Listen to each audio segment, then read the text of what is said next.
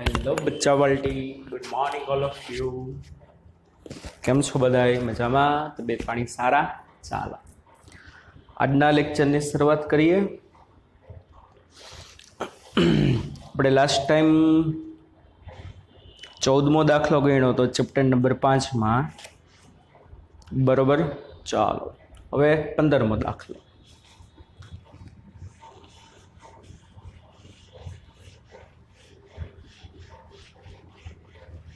સ્વાધ્યાયનો 15મો દાખલો.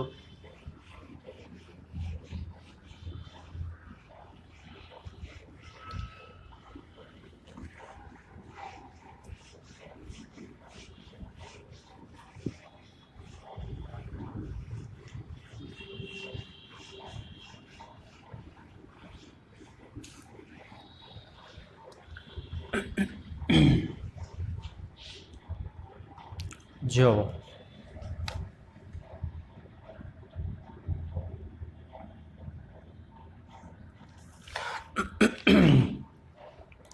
15મા દાખલામાં શું કીધું છે? 5.25 ગુણ્યા 10⁻2 જૂલ પર ટેસ્લા મેગ્નેટિક મોમેન્ટ ધરાવતા નાના ગજિયા ચુંબકને તેની અક્ષ પૃથ્વીના ચુંબકીય ક્ષેત્રની દિશાને લંબ રહે, એની નીચે અંડરલાઈન કરો. ગજિયા ચુંબકની અક્ષ છે ને પૃથ્વીના ચુંબકીય ક્ષેત્રને લંબ રૂપે છે, તે રીતે રાખવામાં આવ્યો છે. તો ચુંબકના કેન્દ્રથી તેના લંબ દ્વિભાજક એટલે કે ઇક્વેટર પર અને તેની અક્ષ પર કેટલા અંતરે પરિણામી ક્ષેત્ર પૃથ્વીના ચુંબકીય ક્ષેત્ર સાથે 45 ડિગ્રીનો કોણ બનાવતું હશે? આપેલા સ્થળે પૃથ્વીના ચુંબકીય ક્ષેત્ર કેટલું છે? 0.42 ગૌસ. ચાલો શું કીધું છે? એક ચુંબક છે, એની મેગ્નેટિક મોમેન્ટ છે m બરાબર 5.25 ગુણ્યા 10⁻². અને ચુંબક જે જગ્યાએ મૂક્યું છે ત્યાં આગળ પૃથ્વીનું ચુંબકીય ક્ષેત્ર છે 0.42 ગૌસ. ચાલો હવે કીધું શું? ચુંબકની અક્ષ છે ને પૃથ્વીના ચુંબકીય ક્ષેત્રને લંબ રૂપે હોય તો ઇક્વેટર ઉપર કેટલા અંતરે પરિણામી ચુંબકીય ક્ષેત્ર પૃથ્વીના ચુંબકીય ક્ષેત્ર સાથે 45 ડિગ્રીનો કોણ બનાવશે? જો શું થશે? પહેલો કેસ ઇક્વેટર માટે છે. આ ચુંબક, આનો નોર્થ પોલ, આનો સાઉથ પોલ. આ જે છે શું છે તો કે ચુંબકની એક્સિસ. પણ ચુંબકની અક્ષ છે ને પૃથ્વીના ચુંબકીય ક્ષેત્રને લંબ રૂપે છે. એટલે અહીંયા આગળ માની લો પૃથ્વીનું ચુંબકીય ક્ષેત્ર આમ છે,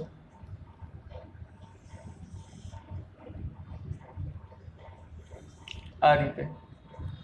બ્લુ કલરની લાઈન જે છે એ શું છે તો કે પૃથ્વીનું ચુંબકીય ક્ષેત્ર. આપણે રકમમાં જેવી કન્ડિશન કીધી એવી આકૃતિ દોરી કે અક્ષ અને પૃથ્વીનું ચુંબકીય ક્ષેત્ર બંને એકબીજાને લંબ છે.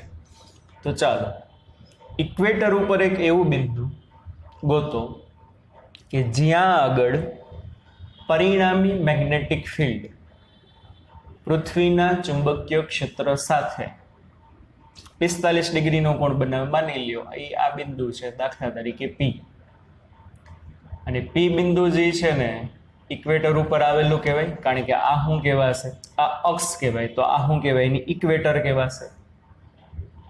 તો ઇક્વેટર ઉપર દાખલા તરીકે r જેટલા અંતરે, ચાલો ઇક્વેટર ઉપર જ્યાં આગળ જો પૃથ્વીનું ચુંબકીય ક્ષેત્ર તો ઉપર જ છે, અક્ષને લંબ રૂપે, અક્ષને લંબ રૂપે મતલબ ઇક્વેટરની દિશામાં છે. કઈ દિશામાં છે? ઇક્વેટરની દિશામાં.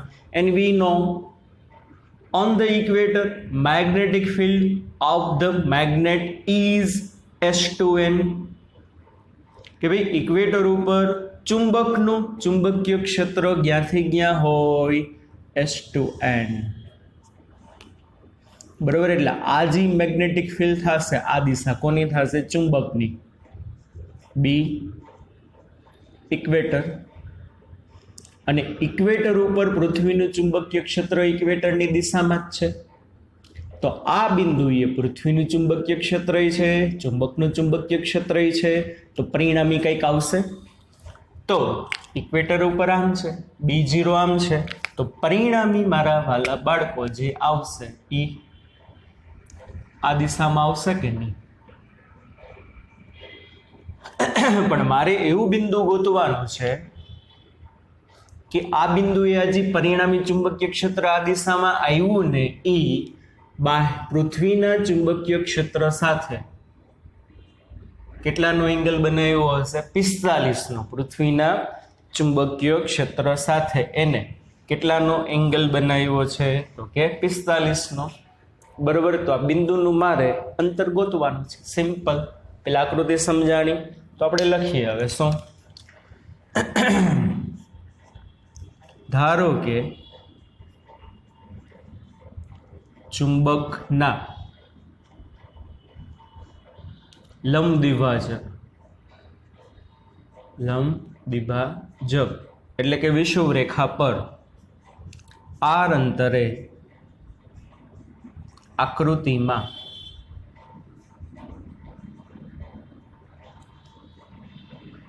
દર્શાવ્યા મુજબ પરિણામી ક્ષેત્ર શું? પરિણામી ક્ષેત્ર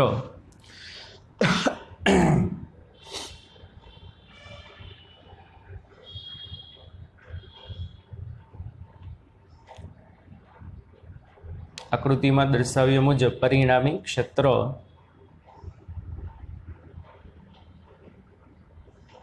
45 ડિગ્રીનો કોણ બનાવે છે. કેટલાનો કોણ બનાવે છે? 45 ડિગ્રીનો કોણ બનાવે છે. તો ચાલો હવે આમાં પરિણામી ક્ષેત્ર છે. હવે આ ત્રિકોણમાં તમે tan 45 લગાડો તો tan 45 એટલે સામેની બાજુ એટલે B0 છેદમાં પાસેની સામેની બાજુ એટલે B ઇક્વેટર છેદમાં પાસેની બાજુ એટલે B0 માટે tan 45 શું થશે? tan 45 ઇઝ ઇક્વલ ટુ શું થશે? tan 45 ઇઝ ઇક્વલ ટુ શું થાય? સામેની બાજુ એટલે B ઇક્વેટર પાસેની બાજુ એટલે B0 એટલે શું થશે? B ઇક્વેટરના છેદમાં B0 પણ tan 45 એટલે તો 1 થઈ જશે માટે B equator is equal to tan 45 B0 પણ tan 45 એટલે 1 B ઇક્વેટર એટલે μ0/4 m/r³ એના બરાબર B0 મારે અંતર ગોતવાનું છે. therefore r³ બરાબર μ0/4 આ બેની જગ્યા બદલો m/B0 બધી વેલ્યુ આપેલી છે. 4 × 10⁻⁻7 m એટલે 5.25 ગુણ્યા 10⁻². છેદમાં 4 B0 એટલે 0.45 0.42 રેડી. therefore r³ બરાબર કેના બરાબર? અને 0.42 ગાઉસમાં છે બરાબર. એને તમારે ટેસ્લામાં ફેરવવું પડે કારણ કે આ બધું એસઆઈમાં છે. 0.42 × 10⁻⁻4 ટેસ્લા આનું તમે સાદુરૂપ આપશો એટલે તમારો આન્સર આવશે 125 × 10⁻⁻6 મીટર. તો આનું તમે ઘનમૂળ કાઢો, 125નું ઘનમૂળ થશે 5, 10⁻6 નું થશે 10⁻2, આટલા મીટર અથવા તો 5 સેન્ટીમીટર. બરોબર. ઇક્વેટર ઉપર મેગ્નેટિક ફિલ્ડ S2N ના હોય, N2S હોય. ગયા હશે N2S, એટલે આકૃતિમાં થોડોક ચેન્જીસ આવશે, બાકી જવાબમાં કંઈ ફેર નહીં પડે. જુઓ,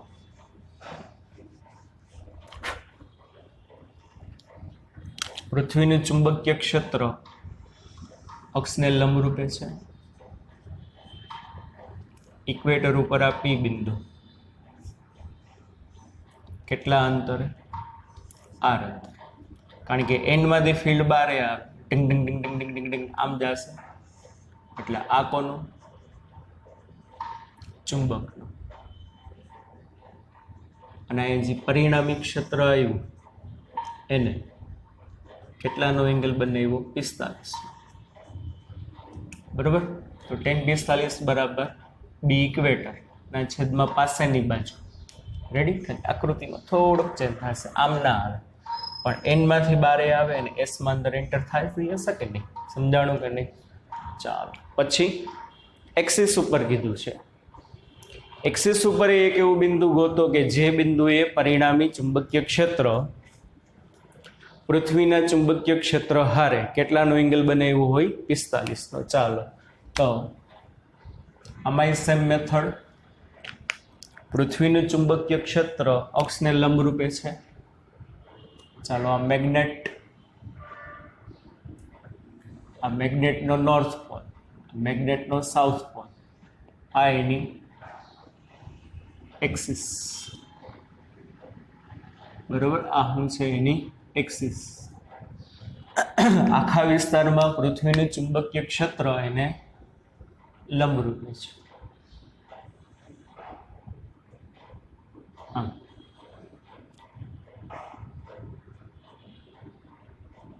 હવે એક્સિસ ઉપર માની લ્યો આ બિંદુ કેન્દ્રથી, જ્યાંથી કેન્દ્રથી સપોઝ R જેટલા ડિસ્ટન્સ એક બિંદુ આવેલું છે અહીંયા. હવે જુઓ, પૃથ્વીનું ચુંબકીય ક્ષેત્ર તો અક્ષને લંબરૂપે જ છે. હવે આપણે ખબર છે અક્ષ ઉપર ચુંબકીય ક્ષેત્ર S2N હશે, એટલે આ દિશામાં હશે. રેડી? કારણ કે S માં બધી મેગ્નેટિક ફિલ્ડ લાઇન શું થતી હશે? એન્ટર થતી હશે, એટલે આ શું આવશે? B axis. તો આ પોઈન્ટે પૃથ્વીનું ઉપર, ચુંબકનું આમ, તો પરિણામી G આવશે, આ દિશામાં આવશે. પણ મારે એવું પોઈન્ટ ગોતવાનું કે G પોઈન્ટે પરિણામી છે ને પૃથ્વીના મેગ્નેટિક ફિલ્ડ હારે 45નો એંગલ બનાવે. કેટલાનો એંગલ બનાવે? 45નો. તો થઈ ગયું. બરોબર. આકૃતિમાં દર્શાવ્યા પ્રમાણે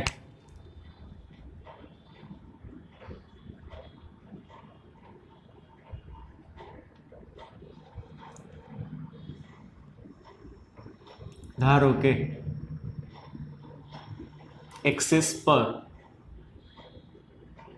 R અંતરે પરિણામી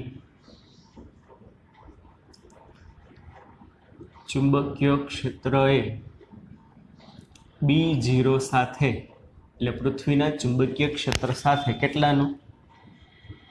45નો કોણ બનાવ્યો છે.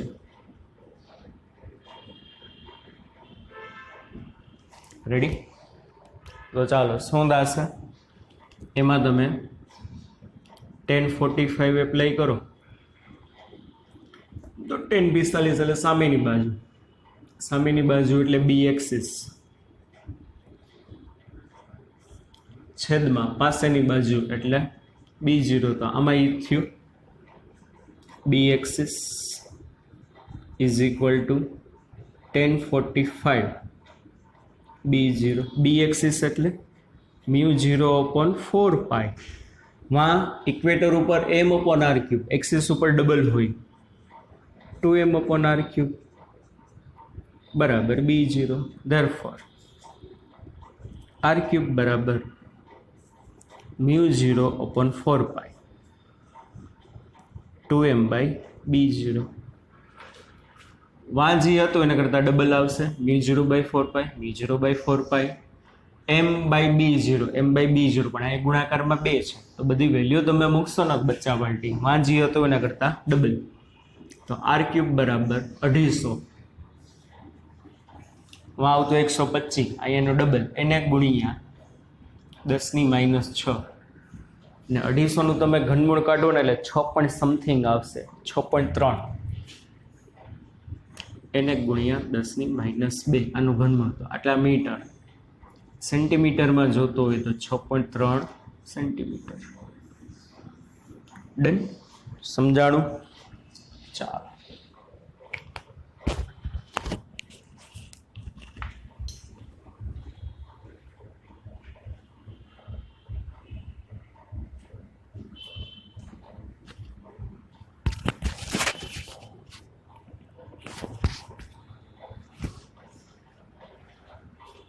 હાલો 16 અને 17 ડેટાબેઝ છે ચાલો જો શું કીધું છે 16માં સાવ સહેલો જવાબ લખો એટલે લખતા જજો થિયરી બેઝ છે બધા જ્યારે પેરામેગ્નેટિક પદાર્થને પેરામેગ્નેટિક ડાયા પેરા અને ફેરો આવતા ને 3 પેરામેગ્નેટિક પદાર્થને ઠંડુ પાડવામાં આવે ત્યારે તે જ ચુંબકીય ક્ષેત્ર માટે શા માટે વધુ મેગ્નેટાઇઝેશન દર્શાવે ચાલો બોલો પેરામેગ્નેટિક પદાર્થને તમે ઠંડો પાડો તો એનું મેગ્નેટાઇઝેશન વધે કેમ કારણ કે પેરામેગ્નેટિક પદાર્થને ઠંડો પાડતા એના અણુઓના અસ્તવ્યસ્ત દોલન બંધ થાય અને એને પરિણામે અણુઓની મેગ્નેટિક મોમેન્ટ બાહ્ય ક્ષેત્રની દિશામાં ગોઠવાય યાદ છે ને એટલે શું થશે એનું મેગ્નેટાઇઝેશન વધે લખો 16માં પહેલું જ્યારે પેરામેગ્નેટિક પદાર્થનું તાપમાન ઘટાડવામાં આવે ત્યારે તેના અણુઓના દોલનો ધીમા પડે અને તે અણુઓની મેગ્નેટિક મોમેન્ટ ક્રમશઃ બાહ્ય ક્ષેત્રની દિશામાં ગોઠવાય આથી તેનું મેગ્નેટાઇઝેશન વધે ચાલો બીમાં તેથી વિરુદ્ધ શા માટે ડાયામેગ્નેટિઝમ તાપમાનથી લગભગ સ્વતંત્ર છે એટલે પહેલો પદાર્થ ડાયામેગ્નેટિક પદાર્થ યાદ કરો ડાયામેગ્નેટિક પદાર્થને ને તાપમાનને કાંઈ લાગે વળગે નહીં કાં એમાં કંઈ તાપમાન ઉપર ડિપેન્ડન્સ આવતું જ નહીં કાં શા માટે કારણ કે ડાયામેગ્નેટિક પદાર્થનું જ્યારે તમે બાહ્ય ચુંબકીય ક્ષેત્રમાં મૂકો ત્યારે શું થતું ડાયામેગ્નેટિક પદાર્થના અણુઓની મેગ્નેટિક મોમેન્ટ યાદ કરો બાહ્ય ચુંબકીય ક્ષેત્રની વિરુદ્ધ દિશામાં ગોતવાથી તો એના પરિણામે શું થતું અંદરનું ચુંબકીય ક્ષેત્ર ઘટી જતું તો તાપમાનને કાંઈ લાગે વળગે નહીં લખો ડાયામેગ્નેટિક પદાર્થની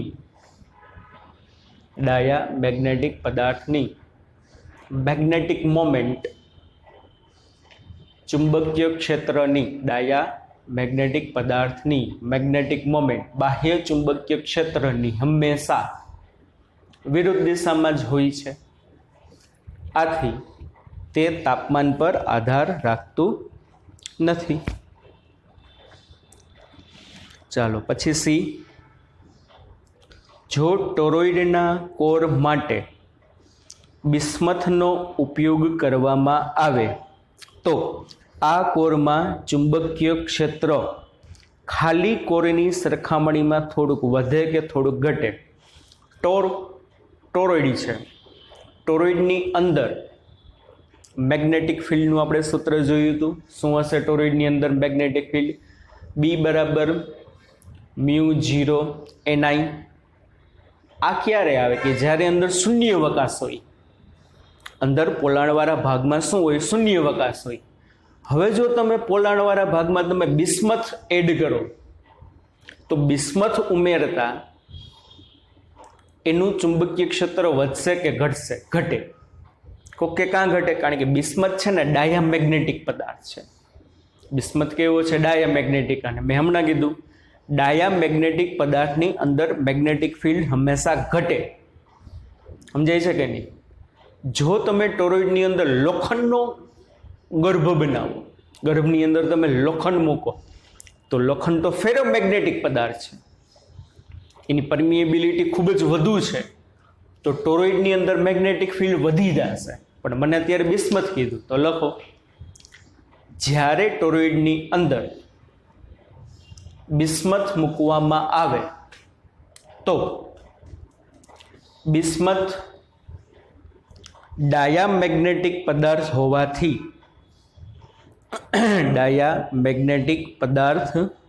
હોવાથી તેનું ચુંબકીય ક્ષેત્રનું મૂલ્ય ઘટી જશે. તેનું ચુંબકીય ક્ષેત્રનું મૂલ્ય ઘટી જશે. ચાલો પછી ડી. શું ફેરોમેગ્નેટિક પદાર્થની પરમિએબિલિટી એટલે કે પારગમ્યતા ચુંબકીય ક્ષેત્રથી સ્વતંત્ર છે? જો ના, તો ઓછા કે વધારે કયા ક્ષેત્ર માટે વધુ હોય? ફેરોમેગ્નેટિક પદાર્થની પરમિએબિલિટી ચુંબકીય ક્ષેત્રથી સ્વતંત્ર છે તો કે ના? લખો, ફેરોમેગ્નેટિક પદાર્થની પરમિએબિલિટી, કારણ કે ક્યુરીના નિયમમાં આપણે આવતું બરાબર, ચુંબકીય ક્ષેત્રથી સ્વતંત્ર નથી. ઓછા બાહ્ય ચુંબકીય ક્ષેત્રની મૂલ્યમાં, થિયરીમાં આવી ગયું, ઓછા બાહ્ય ચુંબકીય ક્ષેત્રની હાજરીમાં તે પ્રબળ હશે. શું હશે? તે પ્રબળ હશે. ચાલો ચુંબકીય ક્ષેત્ર રેખા હંમેશા ફેરોમેગ્નેટની સપાટી પર દરેક બિંદુએ લંબરૂપે હોય છે. આ હકીકત સ્થિત વિદ્યુત ક્ષેત્ર સાથે સામ્યતા ધરાવે છે. દરેક બિંદુએ વાહકની સપાટીને લંબરૂપે હોય છે. શા માટે? જો આપણે બીજા ચેપ્ટરના કેપેસિટર વાળા ચેપ્ટરમાં આવતું યાદ હોય તો, કે જ્યારે કોઈ પણ ધાતુના ટુકડાને બાહ્ય વિદ્યુત ક્ષેત્રમાં મૂકો ને તો ત્યારે એ ધાતુના ટુકડાની વિદ્યુત ક્ષેત્ર રેખાઓ તેની સપાટીને કેવી રીતે હોય? લંબરૂપે જ હોય હંમેશા. તો એવી રીતે આમાંય ફેરોમેગ્નેટિક પદાર્થની ચુંબકીય ક્ષેત્ર રેખાઓ તેની સપાટીને હંમેશા લંબરૂપે હોય.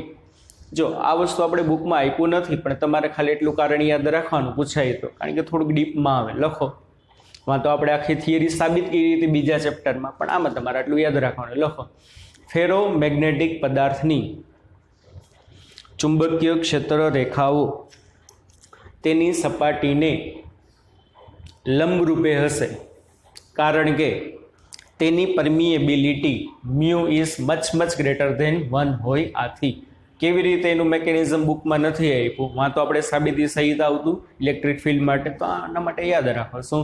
ફેરોમેગ્નેટિક પદાર્થની ચુંબકીય ક્ષેત્ર રેખાઓ તેના સપાટીને લંબરૂપે હોય, કારણ કે તેની permeability mu is much greater than 1.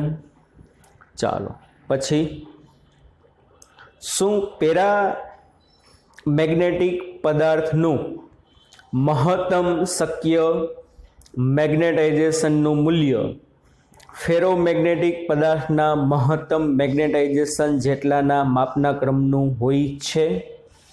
મહત્તમ મેગ્નેટાઇઝેશન એટલે શું?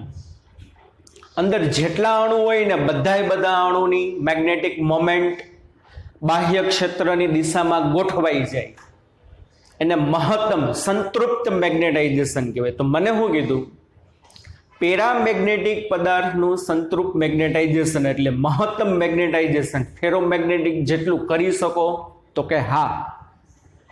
લખો, પેરામેગ્નેટિક પદાર્થનું મહત્તમ મેગ્નેટાઇઝેશન ફેરોમેગ્નેટિક પદાર્થના મહત્તમ મેગ્નેટાઇઝેશન જેટલું થઈ શકે, પરંતુ પેરામેગ્નેટિક પદાર્થનું મહત્તમ મેગ્નેટાઇઝેશન કરવા માટે પેરામેગ્નેટિક પદાર્થનું મહત્તમ મેગ્નેટાઇઝેશન કરવા માટે બાહ્ય ચુંબકીય ક્ષેત્રની તીવ્રતા ખૂબ જ પ્રબળ રાખવી પડે. યાદ કરો, સમજાયું હતું. પેરામેગ્નેટિક પદાર્થમાં જેમ જેમ બાહ્ય ક્ષેત્રની તીવ્રતા વધારતા જાઓ તેમ તેમ તેમ તેમ એક પછી એક અણુની મોમેન્ટ શું થતી જાય? બાહ્ય ક્ષેત્રની દિશામાં ગોઠવાતી જાય. સમજાય છે કે નહીં? તો પેરામેગ્નેટિઝમ પદાર્થનું મહત્તમ મેગ્નેટાઇઝેશન ફેરોમેગ્નેટિક પદાર્થ જેટલું જોતું હોય તો પોસિબલ છે, પણ બાહ્ય ચુંબકીય ક્ષેત્રનું મૂલ્ય શું રાખવું પડે? ખૂબ જ પ્રબળ રાખવું પડે. ચાલો પછી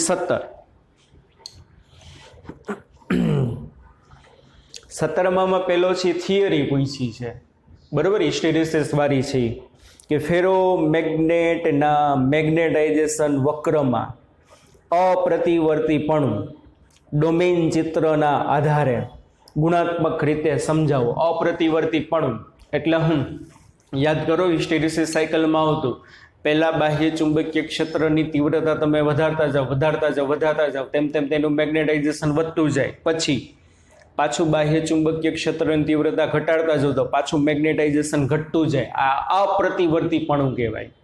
એ તમારે સમજાવવાનું છે, પણ ટૂંકમાં એ થિયરી છે. હિસ્ટેરિસિસ વક્ર સમજાવવાનું કીધું છે. ચાલો પછી બી, નરમ લોખંડના ટુકડાના હિસ્ટેરિસિસ લૂપનું ક્ષેત્રફળ. નરમ લોખંડના ટુકડાના હિસ્ટેરિસિસ લૂપનું ક્ષેત્રફળ તેટલા જ કાર્બન સ્ટીલના ટુકડા કરતાં ઘણું નાનું હોય છે. એટલે નરમ લોખંડના ટુકડાની હિસ્ટેરિસિસ સાયકલ નાની મળશે, બરોબર. પછી કાર્બન સ્ટીલની હિસ્ટેરિસિસ સાયકલ પહોળી મળશે, બરોબર. ચાલો તો આગળ પ્રશ્ન શું પૂછ્યો? જો આ પદાર્થને મેગ્નેટાઇઝેશન ચક્રમાંથી વારે ઘડીએ પસાર કરવામાં આવે તો કયો ટુકડો વધુ ઉષ્મા ઉર્જાનો વ્યય કરશે? જો 11thમાં આપણે આવતું હિસ્ટેરિસિસ લૂપ, અને મેં આમાંય તમને કીધું હતું હિસ્ટેરિસિસ લૂપનું જેટલું ક્ષેત્રફળ હોય ને, હિસ્ટેરિસિસ લૂપનું જેટલું ક્ષેત્રફળ હોય એટલી ઉર્જા ગુમાવે. આપણે રબર માટે હિસ્ટેરિસિસ લૂપ આવતું, યાદ હોય તો, વલ્કેનાઇઝ રબર માટે. કોના માટે આવતું? વલ્કેનાઇઝિંગ રબર માટે. ત્યારે કીધું તો નામે કીધું હતું હિસ્ટેરિસિસ લૂપનો જેટલો એરિયા હશે, બરોબર, જ્યારે તમે દાખલ કરો છો, સમજો, જ્યારે તમે બાહ્ય ચુંબકીય ક્ષેત્રમાં દાખલ કરો ત્યારે મેગ્નેટાઇઝેશન થાય ઉર્જા મેળવીને, તો પાછું જ્યારે તમે એને બાહ્ય ચુંબકીય ક્ષેત્રમાંથી બહાર કાઢશો એટલે થોડો ઘણો તો ડીમેગ્નેટાઇઝ થશે કે નહીં? એટલે પાછી એનર્જી શું કરશે? ગુમાવી દેશે. કે નથી સમજાતું? તો એટલું યાદ રાખજો, હંમેશા રબર માટે હોય કે ચુંબકીય ક્ષેત્ર માટે હોય, હિસ્ટેરિસિસ લૂપનો જેટલો એરિયા હોય ને એટલી એનર્જી ગુમાવે. તો આમાં શું કીધું છે? નરમ લોખંડના ટુકડાની હિસ્ટેરિસિસ સાયકલનું ક્ષેત્રફળ નાનું છે, કાર્બન સ્ટીલનું હિસ્ટેરિસિસ લૂપનું ક્ષેત્રફળ મોટું છે. તો કોણ વધુ ઉર્જા ગુમાવે? જેની હિસ્ટેરિસિસ લૂપ મોટી હોય ને. તો લખો, નરમ લોખંડના ટુકડાનું હિસ્ટેરિસિસ લૂપનું ક્ષેત્રફળ કાર્બન સ્ટીલ કરતાં ઓછું હોવાથી તે ઓછી ઉર્જા ગુમાવશે, જ્યારે કાર્બન સ્ટીલના ટુકડાની હિસ્ટેરિસિસ સાયકલનું ક્ષેત્રફળ વધુ હોવાથી તે વધુ ઉર્જા ગુમાવશે. ચાલો પછી હિસ્ટેરિસિસ લૂપ દર્શાવતું ફેરોમેગ્નેટ જેવું તંત્ર એ સ્મૃતિ સંગ્રહ કરવાનું સાધન છે. આ વિધાનનો અર્થ સમજાવો. જો શું થાય? ફેરોમેગ્નેટિક પદાર્થ માટે તમે હિસ્ટેરિસિસ લૂપ જોયું, સમજો સર, સમજો. તો ફેરોમેગ્નેટિક પદાર્થનું જે મેગ્નેટાઇઝેશન છે ને, આપણે જોયું હતું, એક જ ચુંબકીય ક્ષેત્ર માટે એક જ હોય એવું જરૂરી નથી. કન્ટિન્યુ શું થતું રહેશે? બદલાતું રહેશે કે નહીં? હિસ્ટેરિસિસ લૂપ હોય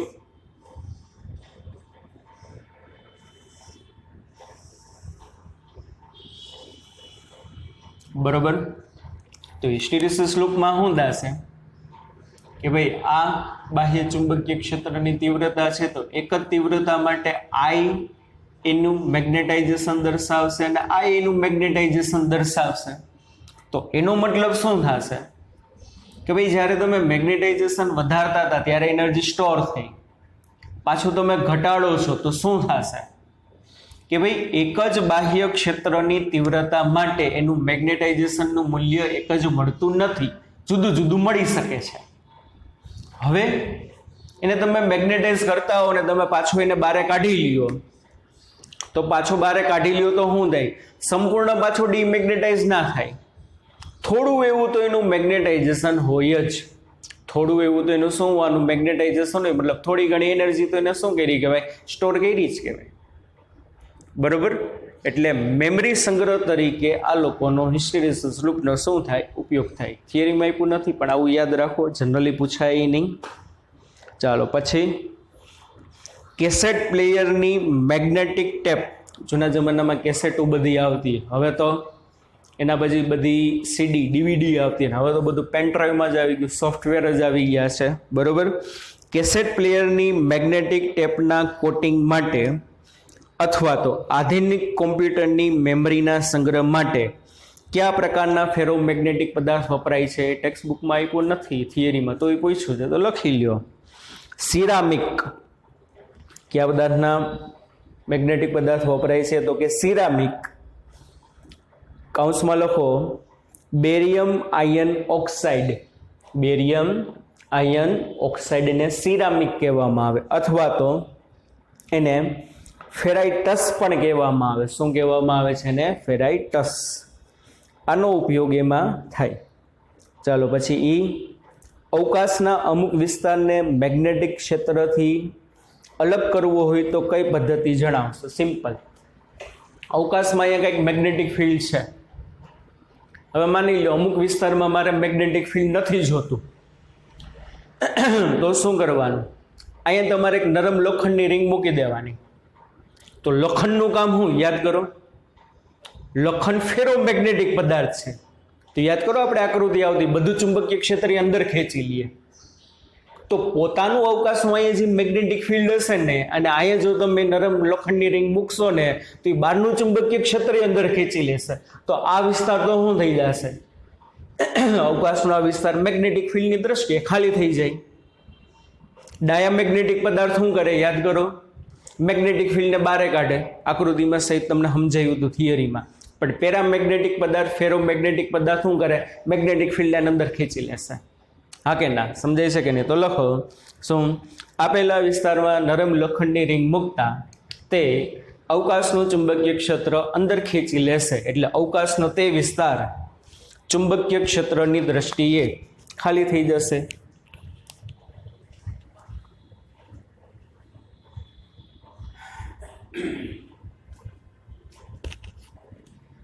ચાલો 18.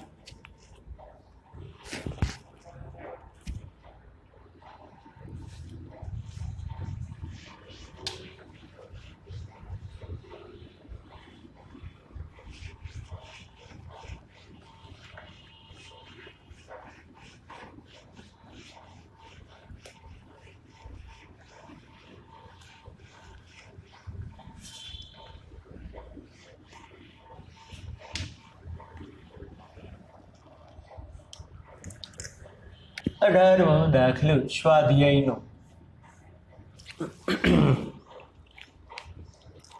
એક લાંબો સીધો તાર પશ્ચિમથી દક્ષિણ તરફ 10 ડિગ્રીથી પૂર્વથી ઉત્તર તરફ 10 ડિગ્રીની દિશામાં 2.5 એમ્પિયરના વિદ્યુત પ્રવાહનું વહન કરે છે. કોકે સમજાણું જ નહીં, હમણાં સમજાવી દઉં. જો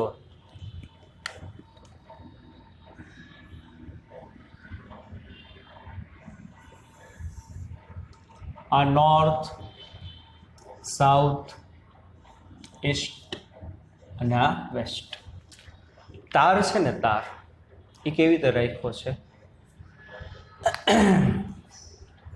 પશ્ચિમ પૂર્વમાં કેવી રીતે રાખેલો છે? પશ્ચિમથી પૂર્વ તરફ પણ પૂર્વથી 10 ડિગ્રી ઉત્તર બાજુએ, એટલે આમ આ રીતે તાર રાખેલા છે.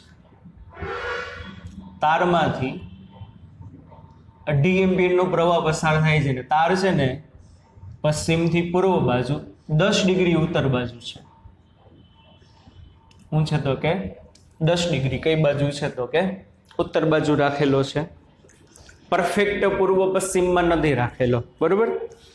અને એમાંથી જે પ્રવાહ પસાર થયો કેટલો તો કે 2.5 એમ્પિયર, આમ આ દિશામાં પશ્ચિમથી પૂર્વ બાજુ 10 ડિગ્રી ઉત્તર. શું 10 ડિગ્રી ઉત્તરે આ સ્થળે પૃથ્વીનું આ સ્થળે મેગ્નેટિક મેરિડિયન ભૌગોલિક મેરિડિયનથી 10 ડિગ્રી પશ્ચિમ તરફ છે, પણ હકીકતનો કઈ ઉપયોગ આવશે જ નહીં. જો શું આ જીઓમેટ્રિક નોર્થ, આ જીઓમેટ્રિક સાઉથ, બરોબર, ભૂચુંબકીય ઉત્તર, ભૂચુંબકીય દક્ષિણ, પણ આવડું આ જે છે આ શું થશે મેગ્નેટિક નોર્થ, આ મેગ્નેટિક સાઉથ. તો મેગ્નેટિક નોર્થ અને મેગ્નેટિક સાઉથમાંથી પસાર થતા સમતલને મેગ્નેટિક મેરિડિયન કહેવાય. અને મેગ્નેટિક મેરિડિયન શું છે 10 ડિગ્રી પશ્ચિમ બાજુ છે. શું છે મેગ્નેટિક મેરિડિયન 10 ડિગ્રી કઈ બાજુ છે તો કે પશ્ચિમ બાજુ છે. ચાલો પછી આ સ્થળે પૃથ્વીનું ચુંબકીય ક્ષેત્ર 0.33 ગોસ છે. કેટલું છે પૃથ્વીનું ચુંબકીય ક્ષેત્ર? 0.33 ગોસ. બી બરાબર 0.33 ગોસ, એટલે બી બરાબર 0.33 ગુણ્યા 10⁻⁴ ટેસ્લા, બરોબર. ચાલો પછી આગળ શું કીધું? અને ડીપ કોણ શૂન્ય છે. ખૂબ જ important point. Angle of deep 0 છે. અને એંગલ ઓફ ડીપ 0 છે મતલબ આને BH જ કહેવાય. શું કહેવાય? પૃથ્વીનું ચુંબકીય ક્ષેત્ર 0.33 આપ્યું ને એને BH જ કહેવાય. કારણ કે એંગલ ઓફ ડીપ 0 મતલબ આ બિંદુએ પૃથ્વીની ચુંબકીય ક્ષેત્ર રેખાઓ જમીનને સમાંતર હશે. કોક કે એમ ના ખબર પડી, કાંઈ વાંધો સૂત્ર ઉપરથી કહી દઉં વાલાઓ. BH બરાબર બી કોસ ફાઈ. બી કેટલું? 0.33 એને ગુણ્યા cos 0 એટલે 1. તો BH બરાબર શું થઈ ગયું? બી બરાબર 0.33 ગોસ. તો આ સ્થાને પૃથ્વીના ચુંબકીય ક્ષેત્રનો સમક્ષિતિજ ઘટક કેટલો હશે? 0.33 ગુણ્યા 10⁻⁴. અને આની વર્ટિકલ કમ્પોનન્ટ બીબી બરાબર બી સાઇન 0. સાઇન 0 એટલે 0. એટલે આ જગ્યાએ શિરોલંબ ઘટક હશે જ નહીં. પૃથ્વીનું ચુંબકીય ક્ષેત્ર જેનો શું કહેવાશે? Horizontal component. સમજાણું કે નહીં? ચાલો પછી તટસ્થ બિંદુ દર્શાવતી રેખાનું સ્થાન શોધો. ચાલો શું કીધું? તટસ્થ બિંદુ ક્યાં મળશે? પહેલા તો તટસ્થ બિંદુ એટલે શું? એવું બિંદુ કે જે બિંદુએ તારનું ચુંબકીય ક્ષેત્ર અને પૃથ્વીના ચુંબકીય ક્ષેત્રનું મૂલ્ય સમાન અને પરસ્પર વિરુદ્ધ દિશામાં હોય. ધારો કે તારથી આર અંતરે, ધારો કે તારથી આર અંતરે પૃથ્વી અને તારના ચુંબકીય ક્ષેત્ર શું ક્ષેત્રની ચુંબકીય ક્ષેત્ર સમાન મૂલ્યના અને પરસ્પર વિરુદ્ધ દિશાના છે. આથી ત્યાં તટસ્થ બિંદુ મળી. કેટલા અંતરે? આર અંતરે. તો ચાલો શું થશે? માટે પૃથ્વીનું ચુંબકીય ક્ષેત્ર આપેલા બિંદુએ પણ એનો હોરિઝોન્ટલ કમ્પોનન્ટ જ છે માટે BH બરાબર શું થશે બી વાયર. યાદ કરો. ચાલો, વાયરને કારણે ઉત્પન્ન થતું મેગ્નેટિક ફિલ્ડ શું થશે આ BH. યાદ કરો μ0I/2πr. યાદ આવ્યું? વાયરને કારણે B બરાબર μ0I/2πr. મારે તો R જોઈશે માટે R બરાબર μ0I/2πBH. મૂકો બધી વેલ્યુ. 4π (10⁻⁻⁷ I એટલે 2.5 એમ્પિયર. ઓકે, ચાલો upon 2π. What is BH? 0.33 × 10⁻⁴. ચાલો, તો આ જે તમારે અંતર આવશે ને એ આવશે 1.5 × 10⁻². મીટર. અને તો આ થશે 1.5 સેન્ટીમીટર. એટલે તારથી 1.5 સેન્ટીમીટર અંતરે મેગ્નેટિક ફિલ્ડની વેલ્યુ સમાન અને પરસ્પર વિરુદ્ધ દિશામાં છે. પણ કઈ જગ્યાએ? હવે એ તો ગોતો, અંતર ગોતી લીધો, કઈ જગ્યાએ જુઓ. હવે સમજો, દિશા ગોતવાની ખૂબ જ ઇમ્પોર્ટન્ટ છે. ઉપર નોર્થ, નીચે સાઉથ, આ બાજુ પશ્ચિમ, આ બાજુ પૂર્વ લ્યો તો ખોટું પડશે. પહેલા સમજાયું છે મેગ્નેટિક ફિલ્ડ જ્યારે વિચારવાનું આવે ને, અને આપણે મેં જ વિચાર્યું ઉપર નોર્થ છે, એલા ઉપર થોડો નોર્થ હોય, ઉપર તો અવકાશ છે. આપણે પૃથ્વી ઉપરથી સમક્ષિતિજ રીતે છે. વિચારો તમે, પહેલા 1000 વાર તમને સમજાવ્યું છે, ઉપર કોઈ દી નોર્થ ના હોય, નીચે કોઈ દી. આ તો આપણે લઈ છીએ, બરોબર? તો ટોડીમાં વિચારો, મેં તમને કીધું હતું શું, આપણે જે બાજુ હોય એની નોર્થ કહેવાય, અને આપણી સામે હોય ને એને સાઉથ કહેવાય. આપણો જમણો હાથ પશ્ચિમ કહેવાય, ને આપણો ડાબો હાથ પૂર્વ કહેવાય. 1000 વાર સમજાવ્યું છે. તમારી સામે સાઉથ, તો તમે જે દિશામાં ઊભા છો આ નોર્થ, આ સાઉથ, આ પશ્ચિમ, આ પૂર્વ. તો હવે જોવો જ શું થાય. સમજો સમજો સમજો સમજો. આ નોર્થ ટિંગ ટિંગ, આ સાઉથ ટિંગ ટિંગ, આ પશ્ચિમ ટિંગ ટિંગ, આ પૂર્વ ટિંગ ટિંગ. ચાલો, હવે વાયર ક્યાં છે? વાયર પશ્ચિમથી પૂર્વ બાજુ છે. પશ્ચિમથી પૂર્વમાં નથી, પણ પશ્ચિમથી પૂર્વ બાજુ 10 ડિગ્રી ઉત્તર બાજુ, એટલે વાયર આમ છે, અહીંયા રીતે, આ રીતે આમ. હવે સમજો, એટલે વાયર બ્લુ કલરની પેન એટલે વાયર. હવે સમજો, બાકીનું પૃથ્વીનું ચુંબકીય ક્ષેત્ર બધી સમજાવું. વાયર આમ છે. હવે આ જે વાયર છે એમાંથી કરંટ ગયો આ દિશામાં, આ પશ્ચિમ છે, આ પૂર્વ છે, 10 ડિગ્રી નોર્થમાં છે, અને આ દિશામાં કરંટ જાય છે. તો અંગૂઠો ક્યાં? કરંટની દિશામાં રાખો. દિશા ગોતવાની છે, અગત્યની છે. અંગૂઠો ક્યાં? કરંટની દિશામાં રાખો. તો કે રાખો, અંગૂઠો કરંટની દિશામાં રાખીને આંગળીની બેન tongue tongue tongue tongue tongue tongue tongue, એટલે આમાં મેગ્નેટિક ફિલ્ડ ફરશે. ડુમ ડુમ ડુમ ડુમ. હવે જોવું જોવું જોવું, આમાં મેગ્નેટિક ફિલ્ડ ફરે છે. આકૃતિ અહીંયા દોરી નહીં હગું, એટલે સમજાવું છું આમ.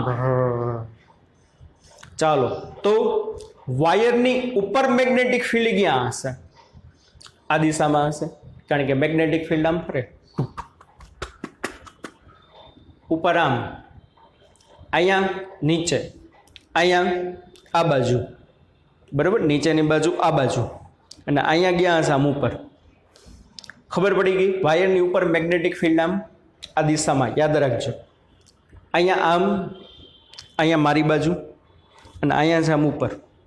પૃથ્વીનું ચુંબકીય ક્ષેત્ર એક એવું બિંદુ ગોતો કે જ્યાં આગળ પૃથ્વી અને વાયરનું ચુંબકીય ક્ષેત્ર વિરુદ્ધ દિશામાં હોય. હજી કહું છું, વાયરનો કરંટ આમ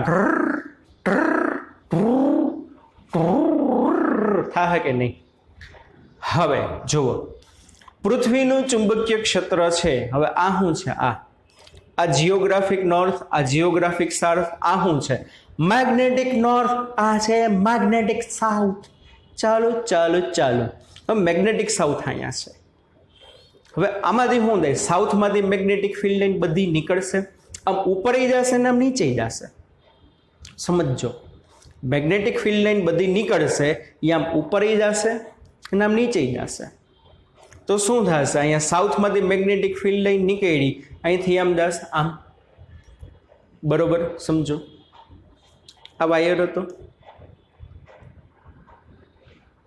આ મેગ્નેટિક સાઉથ, આ મેગ્નેટિક નોર્થ, વાયરનો કરંટ આમ, તો આપણે આમ જોયું આમ, તો અહીંયા મેગ્નેટિક ફિલ્ડ આમ હતો વાયરનું, આ સાઉથમાંથી મેગ્નેટિક ફિલ્ડ બહાર આવ્યું, તો અહીંયા શું થાય ઉપરના પોઈન્ટે વાયરનું આમ, પૃથ્વીનું આમ, બે ક્યાં આવ્યા વિરુદ્ધ દિશામાં આવ્યા કે નહીં, tongue tongue tongue tongue tongue tongue tongue, બરાબર. આ પણ તો સાઉથ પોલ ઉપર જ છે એટલે અહીંયા 0 ના થાય, કારણ કે અહીંયા વાયરનું આમ નીચે હતું અને અહીંથી આ સાઉથ પોલ આમ બહાર નીકળે એટલે અહીંયા તો થાય નહીં, કારણ કે અહીંયા નીચે આમ 90 ડિગ્રીનો એંગલ થાય. અહીંયા ક્યાં હતું વાયરનું મેગ્નેટિક ફિલ્ડ, અહીંથી આમ ઉપર હતું, એટલે અહીંયા વાયરનું મેગ્નેટિક ફિલ્ડ આમ ઉપર, અને અહીંથી હજી મેગ્નેટિક ફિલ્ડ અહીં નહીં થાય, આમાં અંદર એન્ટર થાય, એટલે અહીંથી આમ અંદર એન્ટર થાય, વાયરનું આમ ઉપર 90 ડિગ્રીનો એંગલ થાય. નીચે જુઓ, નીચે નીચે શું થાય, વાયર આમ, તો એનું મેગ્નેટિક ફિલ્ડ નીચે, અહીંથી આમ આવશે આમ, તો નીચેની બાજુ શું થશે, આ સાઉથ પોલમાંથી મેગ્નેટિક, આ નોર્થ પોલ, સાઉથમાંથી મેગ્નેટિક ફિલ્ડ લઈને આવી અહીં આમ જશે અને અહીંથી આમ ગતિ કરતી કરતી આમ આવશે, તો નીચે શું થશે, વાયરનું આમ, પૃથ્વીનું આમ, તો નીચે શું થશે, બેની દિશા એક જ થશે, એટલે નીચે સરવાળો થશે.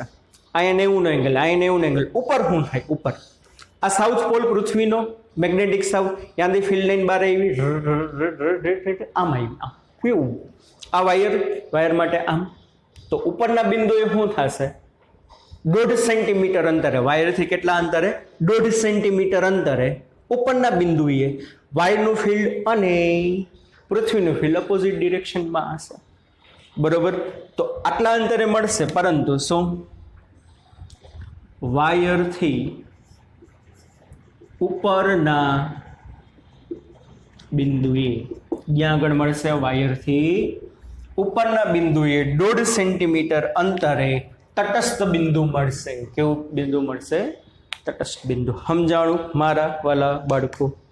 ચાલો હવે 19, 20, 21, 22, 23, 24, 5 દાખલા બાકી રહ્યા, બરાબર. એમાંથી છેલ્લો તો કરવાનો છે નહીં, નેક્સ્ટ લેક્ચરમાં તમને કરાવી દઈશ, એટલે આપણું કામ પૂરું આ ચેપ્ટરનું, અને પછી આપણે ચાલુ કરશું સેમિકન્ડક્ટર. ઓકે બચ્ચા પલટી, ચાલો bye bye, take care, C you, ધ્યાન રાખજો.